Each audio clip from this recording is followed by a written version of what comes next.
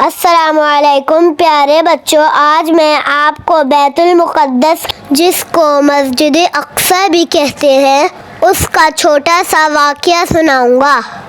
جب حضرت اسحاق علیہ السلام نے اپنے چھوٹے بیٹے حضرت یعقوب علیہ السلام کی شادی کرنے کا فیصلہ کیا تو انہوں نے یعقوب علیہ السلام کو کہا کہ تم اپنے ماموں کے پاس بابل شہر چلے جاؤ اور وہاں ان کی بیٹی سے شادی کر کے کچھ عرصے وہیں ٹھہرنا، پھر یہاں واپس آ جانا۔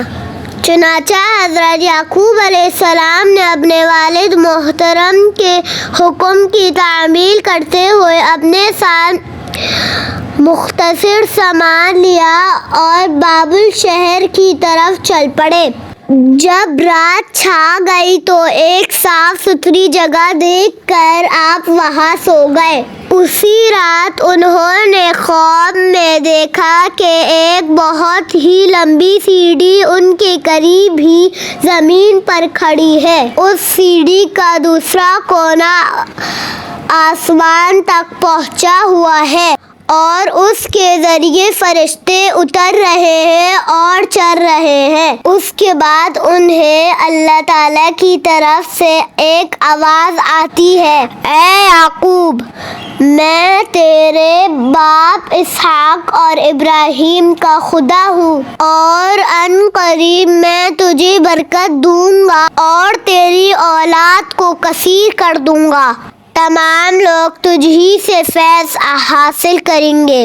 گویا ایک خواب حضرت یعقوب علیہ السلام کو منصب نبوت مل جانے کی ایک نشانی تھی۔ حضرت یعقوب علیہ السلام نے اس جگہ کی نشانی کے لیے ایک خاص قسم کا پتھر اٹھا کر وہاں رکھ دیا۔ یہی وہ جگہ ہے جہاں حضرت یعقوب علیہ السلام نے واپسی پر اللہ کا گھر تعمیر کیا۔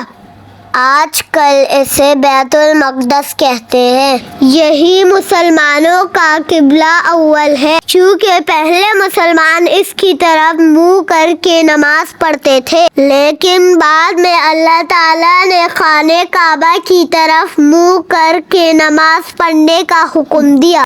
بیت المقدس کو اگرچہ بعد میں حضرت سلیمان علیہ السلام نے بھی اثر نو تعمیر کروایا تھا، لیکن اس کی بنیاد حضرت یعقوب علیہ السلام نے ہی رکھی تھی۔ اسی کو مسجد اقصی بھی کہتے ہیں۔ اگر آپ کو میری یہ چھوٹی سی ویڈیو پسند آئی ہو تو آپ اس کو سبسکرائب اور لائک کریں۔